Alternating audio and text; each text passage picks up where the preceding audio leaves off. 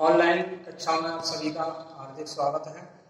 आज हम विषय विज्ञान कक्षा 6 अध्याय 5 पदार्थों का पृथक्करण आज की क्लास में हम पढ़ेंगे। तो पदार्थों का पृथक्करण, जैसे हमें कोई भी हमारी आवश्यकता के खाद्य पदार्थ हैं उनको काम में लेते हैं, तो उनसे काम में लेने से पहले हम उसमें से जो हानिकारक पदार्थ होते हैं उनको अलग करते हैं। तो इसी प्रकार हम क्या करते हैं, पदार्थों का पृथक्करण करते हैं। तो पदार्थों का पृथक्करण किसे कहते हैं? सबसे पहले परिभाषा पृथक्करण। तो किसी मिश्रण में से, यानी मिश्रण होता है उसमें दो या दो से अधिक पदार्थ या अवयव मिले होते हैं, उसे मिश्रण कहते हैं। तो किसी भी मिश्रण में से हानिकारक पदार्थों को अलग करने की जो विधि होती है वह पृथक्करण कहलाती है। अब हम पदार्थों का पृथक्करण क्यों करते हैं, यानी क्यों करना चाहिए, क्यों करते हैं? तो उसके लिए है कि उपयोग में लिए जाने वाले पदार्थों में जो जिस पदार्थ को हम यूज लेते हैं उसमें से जो हानिकारक अथवा अनुपयोगी जो पदार्थ और या अशुद्धियां मिली होती हैं, इसलिए किसी भी पदार्थ को उपयोग में लेने से पहले हमें उसमें से उपस्थित या मिले हुए अनुपयोगी हानिकारक पदार्थों को पृथक करने की आवश्यकता होती है। जैसे उदाहरण है, अनाज से भूसे को अलग करना जिसका हम पशुओं के चारे के लिए उपयोग करते हैं। दूसरा उदाहरण है, दाल व चावल में छोटे छोटे पत्थर एवं मिट्टी व धूल कण मिले होते हैं जो हमारे स्वास्थ्य के लिए हानिकारक होते हैं, इसलिए हम इन्हें निकाल देते हैं। अब है पृथक्करण। तो मैं आपको पहले ही बता चुका हूं कि किसी भी मिश्रण में से हानिकारक पदार्थों को अलग करने की जो विधि होती है वह पृथक्करण होती है। और पृथक्करण की जो विधियां हैं वह निम्न है।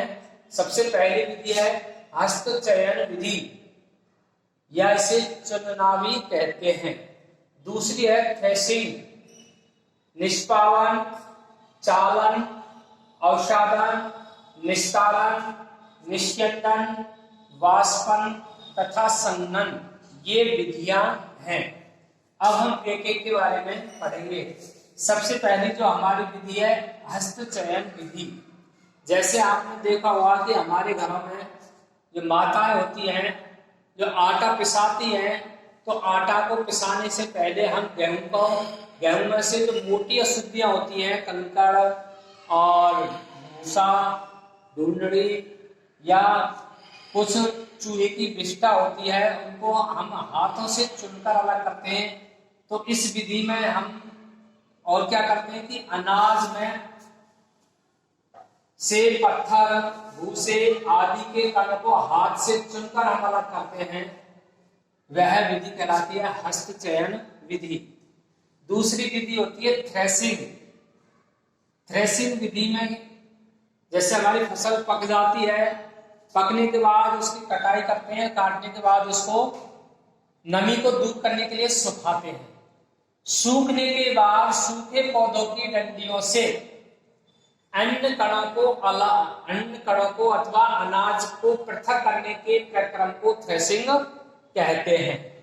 अब जो थ्रेसिंग का कार्य है, इस प्रक्रम में डंडियों को पीटकर अनाजों को पृथक किया जा सकता है, यानी कि हम उन डंडियों को पीटकर और हम अनाज को अलग कर सकते हैं।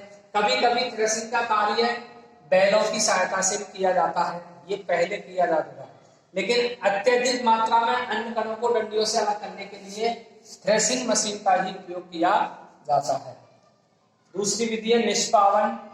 निष्पावन होता है, जैसे हमारे गेहूं है, थ्रेसिंग के बाद में उसमें हल्की अशुद्धियां हैं, ढूंढरी है, भूसा है, ये आदि उसमें मिले हुए होते हैं, तो हम इसको किसी पात्र में भर करके और खुले मैदान में जाकर और ऊंची स्थान पर उसको पात्र में लेकर के थोड़ा तिरछा करके हम उसको बरसाते हैं, यानी गिराते हैं तो हवा के झोंकों के द्वारा हल्की अशुद्धियां दूर जाकर गिरती हैं और अन्न कण नीचे गिरते हैं। तो इस प्रकार से हम इस विधि के द्वारा हम अलग कर देते हैं, वो निष्पावन कहलाती है।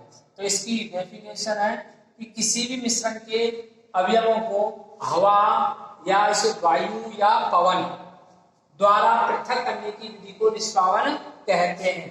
निष्पावन का हम जो उपयोग करते हैं पवनों अथवा वायु के झोंकों द्वारा मिश्रण से भारी तथा हल्के अवयवों को पृथक करने में किया जाता है। और जो अगली विधि है वह है चालन विधि। चालन विधि, चालन होता है, चालन में इस विधि में छोटे कण तो चलनी में छिद्रों से निकल जाते हैं, बाकी बड़ी अशुद्धियां चलनी में रह जाती है। इस विधि में छोटे कण तो चलनी के छिद्रों से निकल जाते हैं, जबकि बड़ी अशुद्धियां चलनी में ही रह जाती है। इसे चालन विधि का उपयोग मिश्रण के दो ऐसे अवयवों को मापों में अंतर हो उसको पृथक करने में किया जाता है। जैसे उदाहरण के लिए हम कोई भी पकवान बनाते हैं, भोजन बनाते हैं, तो हम आटे को छानते हैं। जब आटे को छानते हैं तो छलनी के द्वारा छानते हैं। फिर छानते समय उसमें जो भारी अशुद्धि होती है, जैसे तुष होता है, चापड़ होता है, या कोई और डूंगरी के कण होते हैं, या डंठल होता है, और कुछ अशुद्धि होती है, वह मोटी भारी अशुद्धि ऊपर ही रह जाती है छलनी में, और जो आटा होता है वह नीचे निकल जाता है। इस विधि का अब जो चालन विधि का हम भवन निर्माण में भी, जैसे भवन निर्माण होता है तो बजरी में छाना जाता है चलनों के द्वारा, उसमें से मोटे कण कंकड़ और पत्थरों को बजरी से अलग करने में भी इसका उपयोग किया जाता है। धन्यवाद। शेष विधियों को हम अगले वीडियो में पढ़ेंगे।